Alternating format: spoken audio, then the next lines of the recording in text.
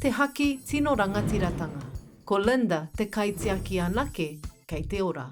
E ai ki a Linda, hei whakakotahi i te iwi Māori, te tino take i hangaia te haki nei. Ko te hiahia kia rere he haki no mātou ake. Kaua ko te haki kawe i te tiaki o Ingarangi. Nā Hiraina Marsden, rātau ko Jan Dobson, ko Linda Munn, te tauira i whakatakoto i te tau 1982. No te kawariki rātau katoa. I maumahara a Linda i whakatūria e te kawariki he whakataetai haki hei arataki i te iwi. Mā tērā pea e whakawhaiti ngā hapu me ngā iwi kia whakatakoto i tētahi atu. I pirangi kē mātou kia rite te haki nei mo te whakamaumaharatanga 150 tau ki Waitangi.